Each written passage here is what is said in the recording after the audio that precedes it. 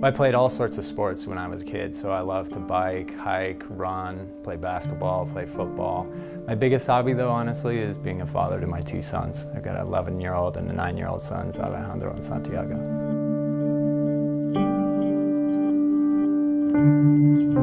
And it all kind of came crashing down, and I had later what I figured out was a panic attack.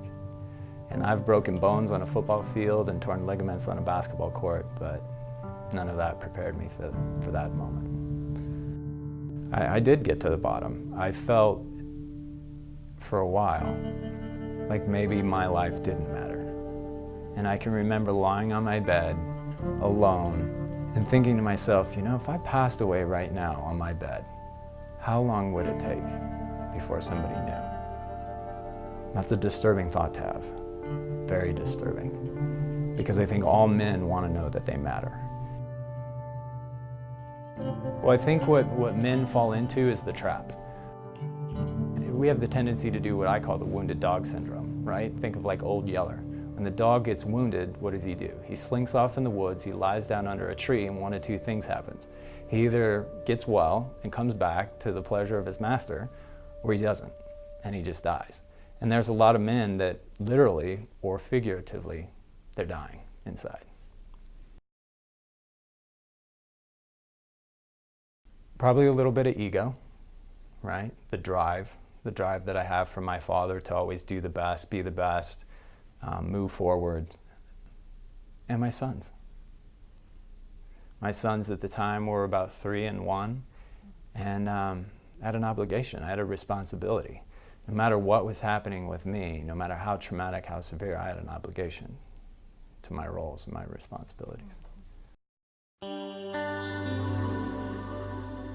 And initially, you know, men, we don't like to open up, but over time, you really start to realize that the more you share, the more that you can really start to heal from it. What I'm a firm believer is that we need each other. That's how we're built. You know, we're built for community. You know, they talk about failure to thrive in infants if they're not touched, if they're not held. So it's intriguing to me that men, seemingly, like I grew up in groups my whole life, from the time I was 6 to the college. And then the rest of our adult lives, we're supposed to be these fiercely independent lone wolves proving to ourselves and the rest of the world how we can do it alone. So the treatment part, I really think, is in the community piece. Now, if you need that in terms of professional help, then you want to go find professional help. I went through group counseling, I went through personal counseling, I read a ton of books, I took my sons and I to family counseling. I did everything after I finally broke down. But before that, I took the machismo route, which was, I don't need anything and I don't need anybody and I'll do this all on my own because I'm not broken, I don't need to be fixed.